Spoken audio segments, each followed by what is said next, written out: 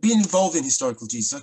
I think there's some kind of consensus perhaps emerging. There was, Jesus apocalyptic prophet, Jesus engaged on debates of the law, Jesus. But I kept feeling, even when I agreed quite strongly with what some people were saying, that I was like, well, so what? I mean, I've read this 1,000 times now. I've heard these arguments 1,000 times. Can't we do something different? And I think that. I've been trying to do something different not different. I mean, I say different. Most of the things we do have been done before on some level, but what do we bring to the fore? And I wanted to push ideas of how class and class conflict led to the emergence of the Jesus movement in ways that I think were a bit different to what people like Cross and others were doing. I wanted to be a bit more detached from I think they were invested in the kind of Jesus that they produced. I wanted to see Jesus as a product of his time.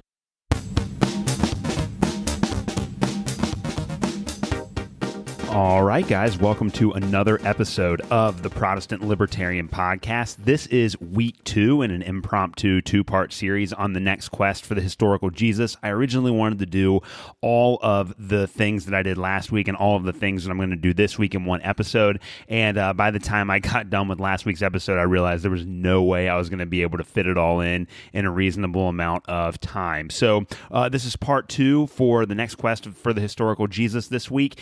If you want to get a good background for what we're going to be talking about today, and you're not familiar with the world of biblical studies or the world of gospel studies at all, you need to go back and listen to next week's episode. Now, if you're kind of familiar with New Testament studies, then you're probably going to be good to go for this week. But if you're going to that, if you're coming to this completely fresh, you definitely need to go back and listen to last week's show. And just to kind of sum up what we talked about in less than a minute here, we talked about how the quest for the historical Jesus began with a scholar named Reimarus in the latter half of the 18th century, and Reimarus made this distinction between the historical Jesus, the Jesus that actually lived in history, and the Christ of faith, the interpretation or the production of Jesus that was made by the early church and by Jesus' subsequent followers, the church of the late medieval, early modern period. And so this distinction between the Jesus of history and the Christ of faith has kind of driven scholarship on Jesus since the time of Reimarus. And one of the things that has been associated with this is this idea that using historical methods, we can go back behind the Gospels to recover the original historical Jesus, and that historical Jesus would be different than the one that was portrayed by the church. And we looked at how the quest for the historical Jesus, which was named after a book by Albert Schweitzer that was published in 1906. That was where the quest derived its name, and we talked about how the quest was broken up into kind of 3 different phases. The last phase of the quest for the historical Jesus ended in 1997 with the publication of N.T. Wright's book, Jesus and the Victory of God, and since then there's been a lot of good scholarly work done on the sources behind the Gospels, how exactly the Gospel writers found sources for the materials that they would include in their Gospels, but there hasn't been any more questing. And we saw that the kind of the big picture element of the third quest of the historical Jesus was that scholars were trying to locate Jesus within his Jewish context and come up with kind of this big picture thesis or theory as to who Jesus was and why it mattered. Now, last year, a New Testament scholar named James Crossley, and we heard from him in the introduction today. This was James Crossley on Mike Bird's really good podcast, From Nazareth to Nicaea. You guys should, if you're interested in biblical studies, subscribe to it. There's a lot of good content. I didn't even know it existed until I started doing work for this episode, because I guess Mike Bird is hiding behind Substack these days. And as I said in last week's episode, I don't like paying for Substack, so I have no idea what's going on with some of my favorite New Testament scholars. But James Crossley, who was in the introduction, and he proposed last year, he published a paper in the Journal for the Study of the Historical Jesus, which I believe he is an editor for. But this article was published on September 24th, 2021, and it is entitled The Next Quest for the Historical Jesus. And so in it, he is going to propose that we embark on a 4th quest, which he calls the next quest for the historical Jesus. And so today we're going to read the next quest for the historical Jesus. It's only about a 4-page article. I will post a link to the article so you can read it for yourself in the show notes today. We're going to read it and analyze his proposals from both kind of a biblical studies perspective and from a libertarian perspective today. So before we get into this, I want to give you some background on James Crossley. I went into this a little bit last week. As I said on the first show, I have a lot of respect for James Crossley. I think he's a very nuanced and thoughtful scholar, and in his work, which I recently discovered, he's published a lot since I was first introduced to him, but his work deals a lot with kind of the themes that we deal with on the show, the intersection between politics and biblical studies and how people's political commitment shapes the way that they read the Bible and things like that. And so James Crossley is very nuanced and a very profound thinker. And so I really, really have a lot of good things to say about him, which is why I think analyzing his proposal for the next quest for the historical Jesus is so important. So I'm going to read you a little bit of his biography. He teaches at St. Mary's University, which is in Twickenham, which I think is like a suburb of London. So he's obviously from the UK there. And his biography says this on that page. And again, I'll put a link to his biography on St. Mary's University's website in the show notes as well. It says, James joined St. Mary's in September 2015 as professor of Bible, Society, and Politics after 10 years at the University of Sheffield, where he was professor of Bible, Culture, and Politics. His research and teaching interests can be put into two broad categories: Christian origins and Judaism in the first century, politics and religion and English political discourse. He has supervised and welcomes PhD students in both areas. One of the ways James connects his interest in these two periods is through his focus on how people understand and negotiate historical change. His work on contemporary political rhetoric, for instance, looks at how the social, economic, and geopolitical upheavals of the 1960s and 1970s led to distinctive ways of constructing what the Bible and religion really means, both in English culture and political discourse and Anglo-American study of the New Testament. Similarly, his work on first-century Palestine looks at how socioeconomic changes in Galilee and Judea intersected with traditions associated with Jesus and how these were then interpreted, ignored, rethought, modified, adapted, and so on. So a lot of really good stuff there. And again, I'll post a link to it. But you can already see that Crossley, again, is trying to grapple with a lot of the issues that we grapple with on the show. And I've made the argument here over and over again that all scholarship, not just biblical scholarship, but all scholars are influenced by their social and cultural context, that there's no such thing as kind of pure objectivity where people can step outside of their presuppositions and outside of their biases and just look at evidence objectively. That's not possible. And so when we're analyzing scholarship and when we're analyzing ideas, we have to understand the people that are producing these ideas within their own historical context, which is one of the things that James Crossley tries to do with the production of biblical scholarship since the 1960s and the 1970s. And I want to put a marker down here at the beginning of the show because I think it's going to be really important as we get further along in this episode, is that this is the fundamental principle of Austrian economics. So Austrian economics is based on the subjective theory of value, that people have different subjective reasons for why they value certain products, and that in an unregulated market, the market can best meet the subjective needs of the people that want those goods and services. And so Austrian economics is built on the idea that people are deeply subjective, and that because producers and regulators can't know the future, the best way to try to provide for that is to use localized knowledge to provide the goods and services that people want. And so I think that, and again, Austrian economics is one of those things that's almost never discussed by contemporary political and social thinkers, unfortunately. But a lot of the concerns that Crossley is going to be raising in this article today, I think were already addressed by Austrian economists. And I think that bringing kind of that Austrian perspective into the conversation about biblical studies and about how people coordinate knowledge and get information is really important. And we'll definitely get into that a little bit more later on in the show today. So that's James Crossley's background right there. He published this article last year. It was in, as I I said before, it was in September 24th of 2021. He publishes this proposal for the next quest for the historical Jesus. And in the month of July, which I guess will be last month by the time you are hearing this, James Crossley coordinated and put on a conference called The Next Quest for the Historical Jesus. And I think he did this at St. Mary's in London. And so they have an explanation of the conference and what the conference was designed to do on the CINSAM website. So CINSAM, I think, is the Center for something. Hold on, let me check here. Yeah, CINSAM is the Center for the Critical Study of Apocalyptic and Millenarian Movements, and I think James Crossley is a contributing scholar for that. A lot of good stuff on the website, but they have an article about the conference on the Next Quest for the Historical Jesus, and here is the plug for that. It says, the Next Quest for the Historical Jesus is a conference and larger project run by James Crossley and Chris Keith. The conference will be both virtual on the 11th of July and hybrid the 15th and 16th of July, with the in-person event happening at the Higgins Art Gallery and Museum in Bedford, which I guess is in England. The organizers argue that the quest for the historical Jesus has stagnated in the 21st century. Nevertheless, the Next Quest project accepts two recent developments in the field.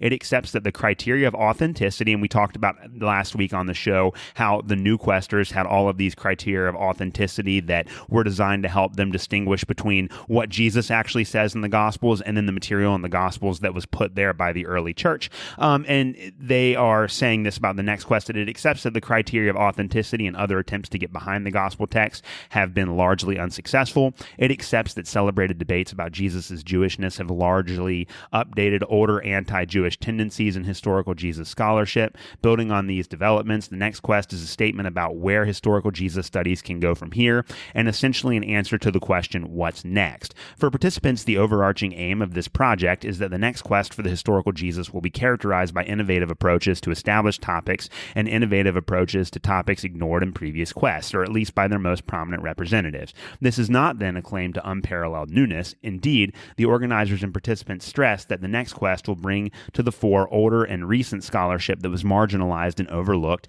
in previous quests for the historical Jesus. The Next Quest for the historical Jesus will move beyond searching for an uninterpreted reality behind the text and hypothesize the historical Jesus by means of the culture and historical processes by which particular images of Jesus were produced and transmitted. With this in mind, participants will look at a number of areas which have potential to revitalize mainstream historical Jesus studies, including, among many others, the social history of scholarship, reception history, religion as a human phenomenon, networks, fame and aura, ancient media, scribalism and memory, the world of slavery, class conflict in pre-modern societies, materialist conceptions of history, violence and trauma, the body, omissions and silences, and how early ideas about Jesus interacted with ancient constructions of race, ethnicity, gender, and sexuality. And in line with CINSAM's aims, this project will look at the cross-cultural phenomenon of millenarianism and think about how millenarianism has functioned in pre-modern agrarian societies. The Next Quest for the historical Jesus will foundationally be a curious quest, a broader quest, a wide-open quest,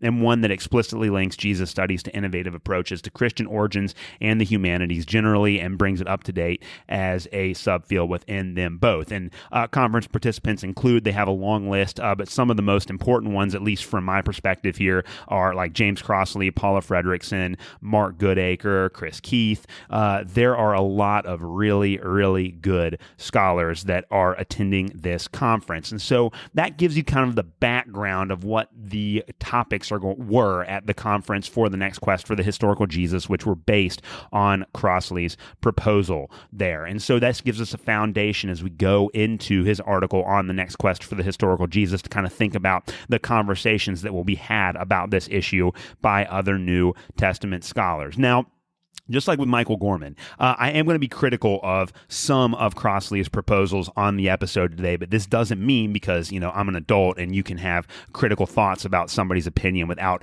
hating them personally. Like, it's okay to disagree with somebody on some issues, but still think that they basically have other things right. Again, we talked about how Michael Gorman misunderstood capitalism on episode 3 of the show. Michael Gorman is still one of my favorite scholars. I have a ton of respect for Crossley as well. Now, Crossley is a skeptic, an agnostic, agnostic. I think he said before in either in print or I think it was maybe on the podcast Unbelievable that I talked about last week, that he is an agnostic, and that is and that the issues of kind of the existence of God and things like that are just not relevant for him. Like he doesn't take that into consideration in his scholarship, and that's why I think that his work is really well. And in fact, when I try to convince Christians that they need to read scholarly work and they need to read ideas about the Bible that are produced by people that are not Christians, I always recommend James Crossley and Bart Ehrman. I think the two of them are kind of the best agnostic, skeptical, biblical scholars that we have today, but because they do very, very careful research and they think about kind of the interplay between the way that we've interpreted the Bible over the last 2 millennials and how there are social forces that have developed the way that, popular culture has interacted with the Bible and the content that is in there. And again, that's near and dear to my heart and near and dear to the themes of this show, that the Bible is often misinterpreted because people read their own cultural context into it instead of trying to allow the Bible to speak on its own, which again goes back to the idea behind why I call myself a Protestant. If you're a Protestant, you believe that the Bible is the only source of authority, but if you impose your reality on the Bible and if you interpret the Bible based on your cultural and social context, then you're not actually allowing the Bible to be authoritative. It's you as the authoritative figure imposing your authority on the Bible. And James Crossley and Bart Ehrman are both very serious, very critical, very nuanced scholars, and that's why James Crossley's proposals need to be taken seriously. He's one of the best in the business today, and you're going to see that there's a lot I'm going to agree with today, and there's a lot that I'm going to disagree with, and that's absolutely okay, because again, this is how adults have conversations. You can disagree with somebody and still have a lot of respect for them, which is what's going to happen today. Although once we get into the article, I think a lot of you guys are going to see that I actually agree with a lot of the proposals that Crossley makes here, and I think that the next quest for the historical Jesus has a lot of potential for being successful. All right, well, I actually printed out a copy of the next quest for the historical Jesus, which was published again in the Journal for the Study of the Historical Jesus last fall in 2021, and I'm going to read the entire thing to you on the show today. We're going to look, he has 10 proposals in here for the next quest for the historical Jesus, what biblical scholars should focus on and why it's important, and we're going to read through this. Now I'll kind of break in and add my interpretation and some comments and critiques as we go on here, but I am reading from a physical paper today because again, when I don't like electronic text. I don't even like reading the news online. I prefer to have, a physical hard copy in front of me. So if you hear the paper shuffling in the background, that's what's going on there. So let's go ahead and get into James Crossley's article, The Next Quest for the Historical Jesus. So it begins like this. What follows is not just a JSHJ editorial line. You may rest assured that the submission process remains as it was, but my own reflections following a question recently posed and discussed informally among disgruntled colleagues in the field. What would the quest for the historical Jesus look like if it could be rebuilt as a field of study within the humanities? So this is his key question. So if the quest for the historical Jesus, in other words, what he's saying is that if that quest was undertaken as all other studies within the humanities, what would that quest look like? And again, if you're a libertarian, you are probably very skeptical of the way that humanities departments at higher education institutions today are being run, and this is where we're going to deal with some of those uncertainties today. But again, the basic point that he's trying to make is if we line up the next quest with the humanities, what would that quest look like? So he goes on. It is a timely question, too. The late 20th century quest for the historical Jesus has stagnated, even if its influence continues to dominate. Innovative approaches, perhaps those less directly marketable to the mainstream, have been largely overlooked by a not insignificant power base of scholarship, backed by sometimes very large and popular audiences, still obsessed with establishing facts about a specific individual. So I want to stop there for a second and make the point that this is absolutely correct. And even though, like I said on last week's episode, Jesus and the Victory of God by N.T. Wright more or less destroys the arguments that were made by the New Questers. These kind of New Quest concerns for trying to decide what is authentic and what's not authentic in the Gospels still does hold out in popular audiences, even if mainstream biblical scholarship has completely moved on from that. So he's absolutely correct. That is an issue that needs to be addressed by the next quest. It needs to go beyond criterion of authenticity and into something else. And so Crossley continues, the next quest for the historical Jesus, a turn of phrase I owe to my colleague Chris Keith, is long overdue, and it should not be about adding another potential source, repetitive promotion of the outdated criteria of authenticity, the continual deferral to the same scholarly authorities of yesteryear, or even the same themed chapters in historical Jesus books. Some of these issues remain important. Establishing the earliest ideas associated with the historical Jesus, for instance, will obviously be a necessary part of what comes next. But the old certainties are gone. In terms of the historicity of a given saying or deed attributed to Jesus, there is little we can establish one way or another with any confidence. The criteria of authenticity have all but been demolished, the implicit anti-Judaism of much of the so-called Jewishness of Jesus debate exposed, and the faux subversiveness of unsubversive scholarly reconstructions shown to be duplicitous. And so again, he's talking about how we need to move away from kind of the New Quest, which does still have some sort of cultural capital out there, completely dismantled that way of trying to understand Jesus and move into the next phase of historical Jesus research. He continues, this is why now is the time to reconstruct and reinvigorate the quest for the historical Jesus by bringing it in line with what has been happening in the humanities, indeed in line with Christian origin scholarships more generally, and building on the more overlooked historical Jesus scholarship of this century.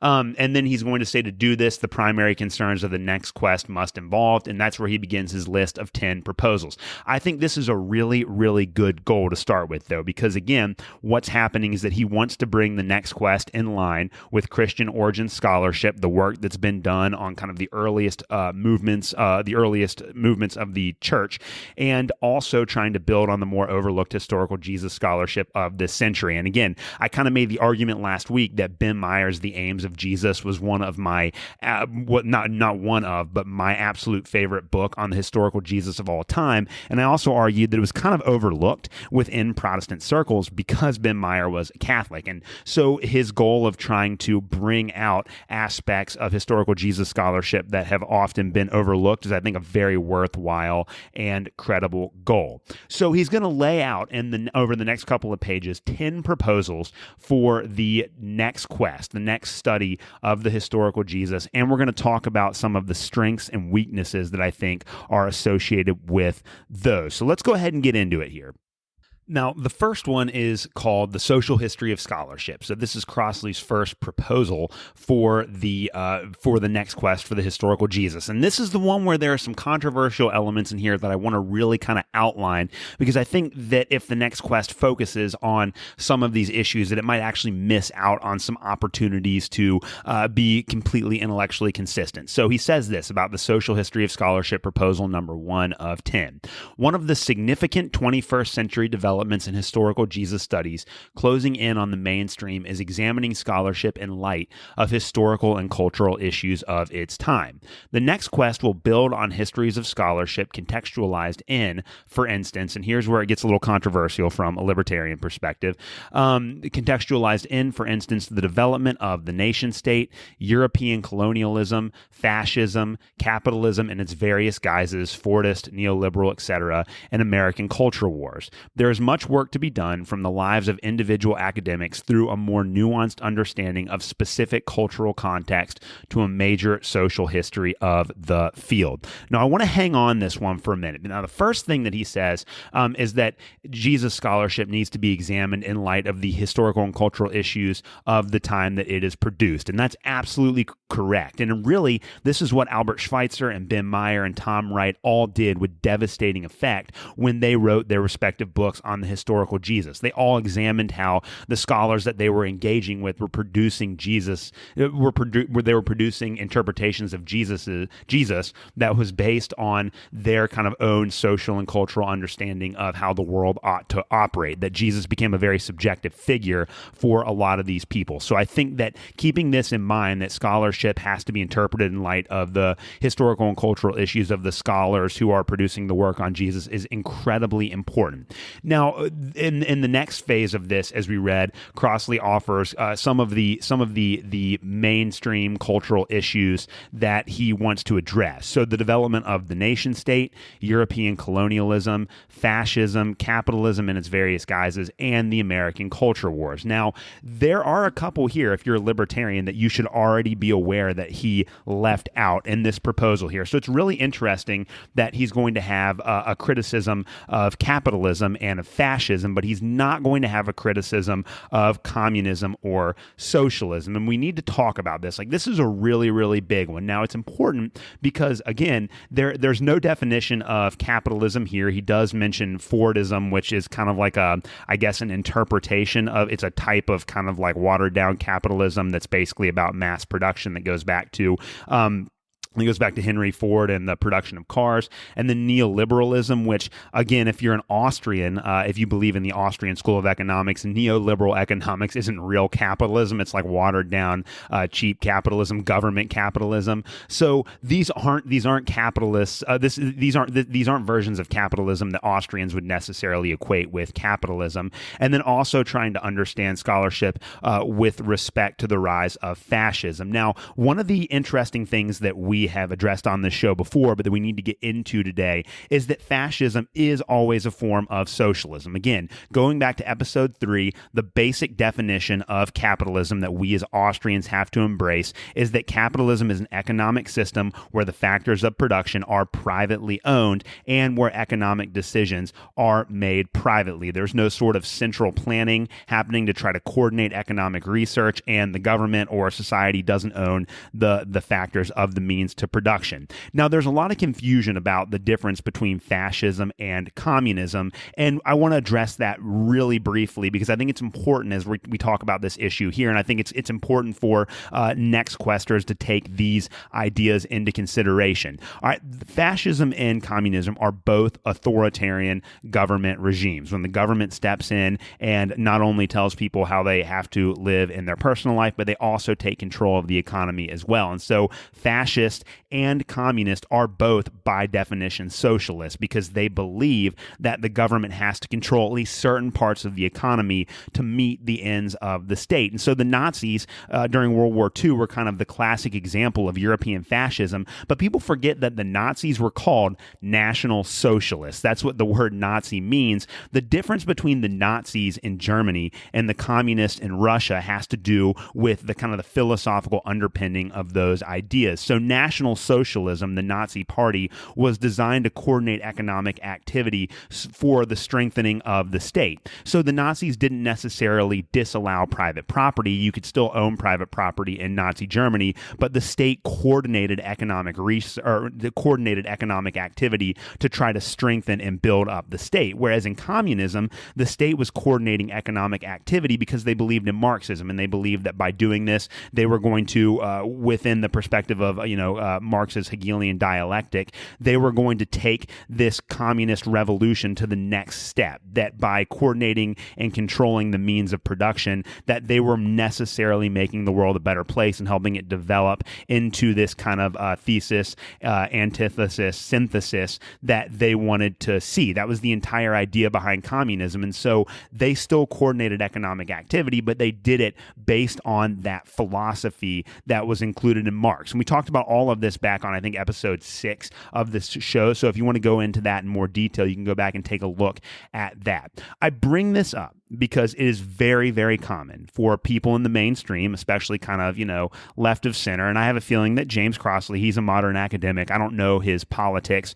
but I would assume, and maybe this is an incorrect assumption, and I would be happy to be corrected on this, but I would assume that he's probably at least left of center. And it's interesting that they would mention capitalism in a way that kind of promotes the idea that maybe capitalism is a problem and that capitalism is shaped the way that we've read the Bible. But in reality, capitalism is not defined, and there's no indication that we're going to get a definition of exactly what that idea means. And so this is one of the issues that we definitely have to deal with here. Again, fascists are a socialist, and it's really, really important. The other thing that I want to deal with here too is that there is, and we talked about this on episode 3 when we looked at Michael Gorman's book, there is this connection in a lot of kind of popular media between empire building, colonialism, whatever that means, and capitalism, as if those two things go hand in hand. But that's absolutely not the case. Because again, anytime from an Austrian capitalist perspective, anytime the state tries to centrally plan an economy, anytime the state tries to coordinate economic activity, that is by definition not capitalism. Because again, in a capitalist system, it is private people, private companies, private firms that own the factors of production, and there is no centralized economic decision making. It's all about trying to meet the needs of the consumers of those products. And so this is why it's going to be really important for next questers when they talk about trying to understand historical Jesus scholarship in light of the various issues that have taken place over the last 100 years or so in the West, to be as specific as possible about what they mean when they use those terms. And I think that it's kind of unfair that Crossley in this first proposal here did not raise the specter of communism or socialism, because both of those systems have had dramatically negative impacts on the way that people have lived throughout the 20th and 21st century. And there's just no denying that from an Austrian perspective. And this is one of the problems with the way that these conversations are often advanced, is that we look back at the Nazis as kind of like the epitome of evil. And yeah, everything that the Nazis did was absolutely horrible. I'm not supporting the Nazis or trying to justify what they did in any way on the show. But if you look at the body count between Nazi Germany and the body count of the communist leaders, Joseph Stalin, Pol Pot, Mao Zedong, the body count for communism was much, much higher. And it doesn't even get a mention in the social history of scholarship. And so the fact that communism is not on the table there is a problem if the next quest is going to have a holistic view of how these big cultural forces shape the way in which historical Jesus scholarship was done. The other thing that I want to make I want to make a point of here too is the idea of European colonialism. And there's another assumption today too by people on the left that European colonialism was all about capitalism, that it was just designed to try to make these countries as much money as possible, and it was, but therein lies the problem. Colonialism was designed to make the new nation states. It was designed to make the new countries extremely wealthy. It wasn't about individuals controlling the factors of production and decentralized economic planning. It was about the state trying to enrich itself and coordinate economic activity to make itself more powerful. And I actually discussed this quite a bit with my students in class, because we have an entire unit in 7th grade on the age of exploration. And so we talk about the economic system that was in place during the era of European colonialism, and that economic system was called mercantilism. And mercantilism is, and I'm going to define this on a very basic level here, there's more to it than this, but this is kind of it broken down for a 7th grader. Mercantilism is an economic system where nations believe that by acquiring more gold and silver than other nations, that will give them more power and make them better off. And so one of the things that, well, there are really two things, there are two kind of government policies that are derived from mercantilism. The first one is that you want to have a favorable balance of trade. You want to export more than you import, because if people are buying more of the goods that you produce in your country, you're having more gold flowing into your country, which makes you more powerful in the minds of the mercantilists. But again, that entire idea is predicated on the concept that the government has to control trade and push trade in a certain direction in order to enrich the state. The other issue of that is colonization, colonialism, right? If you have a mercantilist economy and you are going to try to make money by exporting more than you import, then if you're able to colonize all of this land, then you can extract the resources from that land and sell it in markets to other countries and make more money. And this was really after Christopher Columbus set sail in 1942. This was the biggest reason why Spain and other newly formed European nation states wanted to colonize. It was so that they could get resources from those colonies that they could then use to produce goods and trade with other countries. But again, going back to kind of the Austrian perspective on capitalism, that in Austrian economics, there is no government interference whatsoever. These principles, the principle of mercantilism and colonialism, have nothing to do whatsoever with capitalism, because again, colonialism is still an attempt to try to coordinate economic activity by the state with the goal of enriching the state. It's not about satisfying consumer demands. That's a secondary issue for mercantilism. It's about trying to enrich the power of the state at the expense of other nation states. It's very much a zero-sum game. Just as a side note here too, before I move on to the next one, because I spent a lot of time on the first proposal and we have 9 more. But when we think about Trump's economic policy, President Trump's economic policy, Trump was in a lot of ways a mercantilist. He believed that we had to have a favorable balance of trade. He believed that we should be getting more out of trade deals than the countries that we were trading with. And a lot of these imports and these import tariffs and these quotas and all of these economic controls that were designed to limit trade with other countries have to do not with capitalism at all, but with kind of this mercantilist idea. And Donald Trump at heart, and a lot of American presidents are, but Donald Trump at heart was not a capitalist at all. He was a mercantilist that wanted to use trade to further the ends of the state. And I think it's really important to kind of disaggregate that. And I hope that there are some next questers that can be as nuanced as that about issues like colonialism, capitalism, fascism, socialism, and all of those kinds of things, because there's not a lot of nuance coming out of the academic circles on the left over those issues today. So that's the point that I want to make right there. Again, looking at the social history of scholarship is excellent. Proposal number 1, I fully support that. I think it's incredibly important. And again, all of the great thinkers within the historical quest for the historical Jesus, Albert Schweitzer, Ben Meyer, Tom Wright, all of them have done just that. They've tried to analyze the work of their opponents within their own cultural and social context. So we need to continue to do that when we move into this next quest. We want to make sure that we're very specific and we deal with a holistic set of issues and not just a set of issues that is congenial to kind of a particular like leftist or progressive understanding of the world right there. If we don't do that, then the next quest is going to run the risk of falling into the same trap as all the other questers, where they wind up producing a Jesus who is somewhat progressive and liberal, but that's not actually based on any of the evidence in the field there. It's just more of a reflection of the values of those that are interpreting Jesus. All right,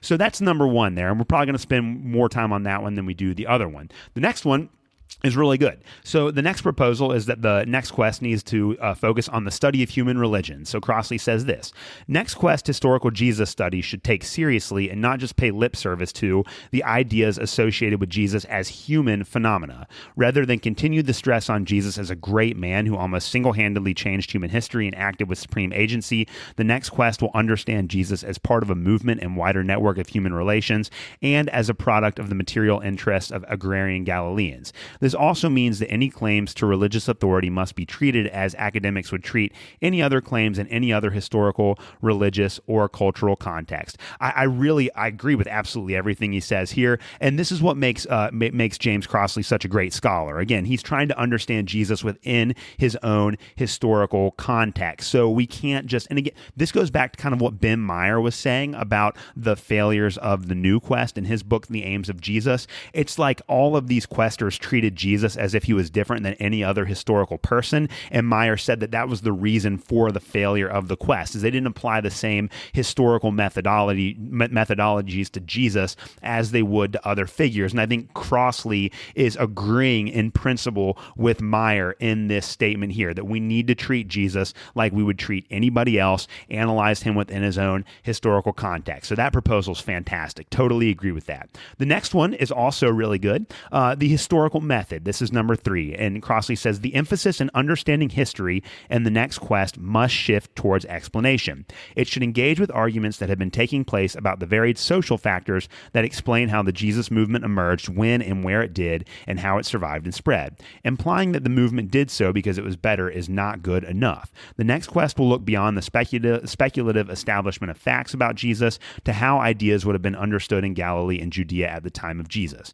More work is needed on imagining how the words and deeds attributed to Jesus ended up in the Gospels. This is not simply a repackaging of the old form critical arguments. The recent trend in memory studies has now shown that we need a more expansive understanding of this process that is not simply about handing down tradition. The discussion of scribalism in relation to literacy and survival of the Jesus movement needs more analysis. And again, I think this is essentially appeal to kind of the idea of oral tradition. Some of the work that Mark Goodacre and James Dunn before his death have accomplished. This is excellent. I mean, everything he's saying here, this is just good history. We have to really try to understand how the Gospels were produced if we want to understand Jesus. Love it.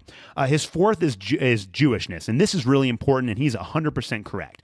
So, with respect to the next quest and Jesus as a Jew, he says this: rather than tagging very Jewish onto reconstructions as a loaded rhetorical flourish, or accusing more philosophical Jesus as being not very Jewish, the next quest will simply assume Jesus was Jewish. And again, I totally agree with that. Just making the assumption and not questioning it that Jesus was Jewish has to be a part of this process. So he goes on. The next quest will analyze and contextualize ancient claims and perceptions of what it means to be Jewish, or if you prefer, Judean, Galilean, etc., without imposing scholarly judgment on who was and was not a proper Jew, or which elements of Judaism were supposedly in need of reform. I think that's great. Just trying to understand Jesus as a Jew is an absolutely critical component of the next quest. All right, the next one here. He says, number 5, comparison. When possible, the Jesus movement should be seen as a cross-cultural or comparative phenomenon. This approach will take difference seriously without making claims about Jesus' uniqueness, as if any other figure or movement were not also unique. An obvious example will be to build on the cross-cultural phenomenon of millenarianism, remarkably one of the lesser discussed aspects of eschatology in the Gospels, and think about how millenarianism emerged and modified in pre-modern agrarian societies. And there are plenty more comparative issues, such as, and his last 5 proposals are going to be these other comparative issues. And this is where in the article, there's going to be kind of a litany of trigger words for people that are worried about kind of woke American culture. He's going to talk about class, slavery, race and ethnicity, gender, and sexuality. But I want to be very careful that we read these slowly and that we understand exactly what he's trying to propose. Because again, James Crossley is an academic. These are issues that are being raised in the humanities today. And so if there's going to be a next quest, they can't just ignore that there are conversations happening about these kinds of issues within academia. And so you have to address them head on. And I think that on the face of it, some of these issues seem like they're just going to go in the direction of being completely politically correct, woke kind of ways of interpreting Jesus. But I think Crossley has much more nuanced proposals for how the next quest would handle these very popular and kind of very controversial cultural issues here. So the first one, proposal number 6, deals with class, and this is what he says. Despite the Gospels being full of claims about rich and poor, and despite some notable exceptions, the study of class has not been a major feature of scholarly lives of Jesus. While ideas about status are gaining traction in the study of Christian origins, the field still needs to address seriously the function of class as a driver of historical change. The next quest, and this is really good, will not romanticize class conflict, but will take seriously the influence of both elite and non-elite ideologies and will contextualize the issues in comparison with pre-modern agrarian societies. So I think this is really important, and I appreciate here that Crossley says that the next quest does not need to romanticize class conflict. And so I think that maybe implicitly behind that, the next quest will be able to get behind kind of a superficial reading of Marx. I mean, we talked about how on episode 6 of the show that Marx was essentially wrong because it was based on this Hegelian dialectic that history is objective and is moving in a direction that will lead to greater and greater human prosperity. We looked at how that just didn't quite work out. And unfortunately, a lot of conversations about class conflict today are based on Marx's romantic notion of class conflict. And Crossley here seems to be saying that the next quest won't be like that. We also know, too, that class is a really important issue. And this is one of the great things about libertarianism and Austrian economics is that it does allow us to critique the ways in which members of upper classes kind of inflict their values and inflict their priorities on the rest of society. Again, if there's anything we've learned over the last couple of years with COVID and everything, it's that the ruling class does a very good job of hurting people when they feel like they are going to be benefited by that. And so Austrian economics, libertarian philosophy, all of these ways of understanding the world deal head on with those issues in a very nuanced and complicated way. And I know that there's probably not a single person that was at the conference for the next quest that was an Austrian, but I do think that there are voices that are out there that are really important and that could allow next questers to develop a more holistic understanding of class. But again, I appreciate that Crossley's proposal again says that he's not going to romanticize class conflict, and I hope that they can avoid some of that flirtation with Marxism that exists in other academic disciplines today. Number 7 is slavery. I think he does a really great job with this one too. Despite the centrality of slavery in the ancient world, it has somehow not been prominent in historical Jesus studies beyond romantic comments about Jesus. The next quest will utilize the innovations in the study of slavery among Christian origin scholars and understand more about its different forms in the empire and the Levant and how local Galilean and Judean audiences would have understood such references. Indeed, it is possible that slaves were actively involved in the transmission of materials about Jesus. This is an excellent goal. And again, I like that James Crossley isn't saying that they're going to compare slavery in the Bible with the slavery of the antebellum South in the America. They're going to try to understand slavery in the Greco-Roman world within its historical context and then look at how that contextualized historical understanding of slavery impacted the transmission of the material about Jesus. Again, this isn't just trying to impose modern understandings of slavery on the ancient world. Slavery does work a lot different in antiquity than it did in the antebellum South. This is an active attempt to try to understand slavery in its historical context and how that relates to the transmission of the material about Jesus. And here's where Crossley goes next. Proposal number 8, race and ethnicity. Race and ethnicity have hardly been absent in historical Jesus studies, but the next quest will develop work in gospel studies about the use of ancient slurs and how Rome categorized different peoples in the empire, including when they executed and humiliated them. It will look at how the Jesus movement constructed their ethnicity to the outside world without shying away from discussing the inevitable ethnocentrism in the sources. And we should not forget that these early constructions of race and ethnicity have a significant place in the long, disturbing history of ethnic and racial ideology. So what I like about this is it appears as if in the statement that he makes that it'll look at how the Jesus movement constructed their ethnicity to the outside world without shying away from discussing the inevitable ethnocentrism in the sources that state. I hope that he is able to define racism in a non-structural way, that racism doesn't just exist as this like original sin just out there in the ether, but how these ideas really shape the development of the Jesus tradition and antiquity. And so again, if the next quest can get past the kind of critical progressive goal of defining racism in structural terms and focus on the way that people actually understood race in antiquity, then it has a lot of potential for success in not only exposing how race and ethnicity was a factor in the development of the Jesus tradition, but then also overcoming, I think, some of the character caricatures of race and ethnicity that have been portrayed in the popular culture today. Number 9, on gender and sexuality here. The next quest will move beyond claims about whether Jesus was nicer to women than other Jews and beyond chapters or sections on Jesus and women. Instead, the next quest will build on the extensive scholarship on ancient constructions of gender and sexuality and how such ideas were used by and to describe the Jesus movement. It will look at stereotypical expectations concerning roles within households and wider Galilean society to understand the Jesus movement. Again, nothing there, just trying to understand how people in the ancient world would have thought about these issues. I think that's incredibly important. And then number 10 is reception history.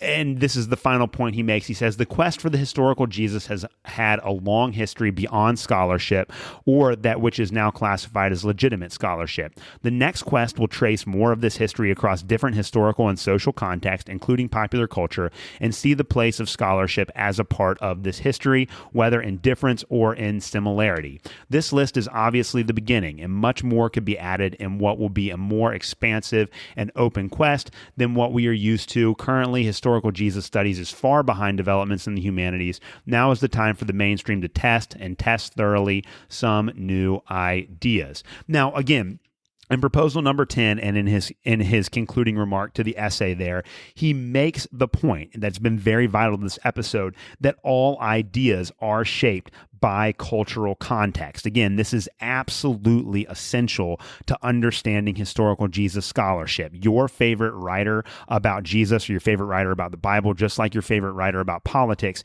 is shaped by historical forces that are largely beyond their control. And the only way that we can ever try to come to a greater appreciation for the truth, or the only way that we can ever come to a more accurate understanding of reality, is by realizing that we are all products of our cultural environments, and the people that we study in history are also products of their cultural environments, and we try to see how that cultural and social environment impacted the development of that thinking and of those cultures. So really, really important, and there's a lot of good stuff here. And again, even though he goes over, Crossley goes over kind of a list of things that might appear on the outside to just be more kind of woke culture, politically correct kind of issues, he does so in a very nuanced way that actually allows the next quest for the historical Jesus to offer solid, strong historical critiques of a lot of these issues. And so the next quest for historical Jesus that is proposed by James Crossley has, I think, a lot of potential for success as long as it stays focused on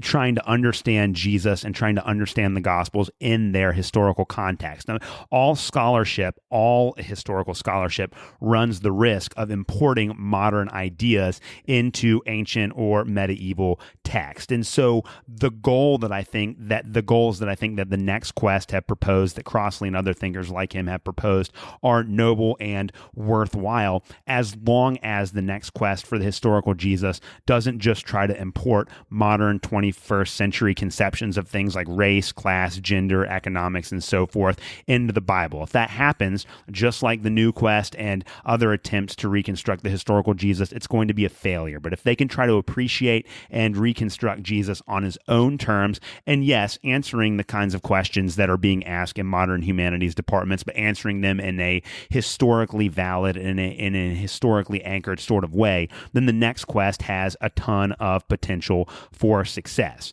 So there's a lot of good stuff here, and I highly encourage you to go read James Crossley's article. Also, the clip, and I said this at the beginning, but just as a reminder, the clip of James Crossley that I played at the beginning of the episode was from a podcast that he did with Mike Bird. Mike Bird has a podcast called From Nazareth to Nicaea. I would highly recommend checking that out. I'll put a link to that podcast episode in the show notes for today. Now, I do want to finish out the show by reading one passage from Albert Schweitzer, and this has been kind of the big theme that we've talked about last week and on today's episode, that it's very, very easy for scholars of Jesus to interpret him in a way that is congenial to their own social and political biases. And Albert Schweitzer talks about this in The Quest for the Historical Jesus. And I thought that as we think about the next quest, and as I feel like it's got a ton of potential for success as long as it doesn't import its own kind of liberal 21st century values back into history, I want to end with this quotation from Schweitzer that I think really does a good job of encapsulating the problems that arise when people try to study Jesus in a way that reinforces beliefs that they already have. And this is what Schweitzer says to end today's show. The historical investigation of the life of Jesus did not take its rise from a purely historical interest. It turned to the Jesus of history as an ally in the struggle against the tyranny of dogma. Afterwards, when it was freed from this pathos, it sought to present the historic Jesus in a form intelligible to its own time. For Barth and Venturini, two of the first questers, he was the tool of a secret order. These were early rationalists. We talked about those on last week's show. They wrote under the impression of the immense influence exercised by the order of the Illuminati at the end of the 18th century. For Reinhard Hess and Paulus and the rest of the rationalistic writers, he is the admirable revealer of true virtue, which is coincident with coincident with right reason. Thus, each successive epoch of theology found its own thoughts in Jesus. That was indeed the only way in which it could make him live. But it was not only each epoch that found its reflections in Jesus. Each individual created Jesus in accordance with his own character. There is no historical task which so reveals a man's true self as the writing of a life of Jesus. No vital force comes into the figure unless a man breathes it into all the hate or all of the love of which he is capable. The stronger is the love, or the stronger the hate, the more lifelike is the figure which is produced. For hate as well as love can write a life of Jesus. I think that's going to do it for us on the show this week. If you have any more questions or you want to follow up on any of this stuff, feel free to reach out to me. You can follow me on Twitter at ProLibertyPod. You can send me an email at theprotestantlibertarian@gmail.com. If you feel like there are issues that I glossed over today or you'd like more explanation of, I'd be happy to do that on future episodes. Just let me know where you want some more clarification, and we can do that in the future. Guys, thank you so much for listening to the end of this episode. Hopefully you understand and appreciate the significance of the next quest for the historical Jesus, and go out there and listen to Mike Bird's podcast and buy some of James Crossley's books. Guys, again, thank you so very much for listening to the show this week, and as always, we will see you guys next Tuesday. Have a good one. Thanks for listening to another episode of the Protestant Libertarian Podcast. If you have any questions or comments or thoughts about the show, please reach out to me at theprotestantlibertarian@gmail.com. You can also follow me on Twitter at ProLibertyPod. Again, you can follow me on Twitter at ProLibertyPod. You can also support the show by leaving a rating or a review on your favorite podcast app. Thank you guys so much for listening, and we'll see you next week.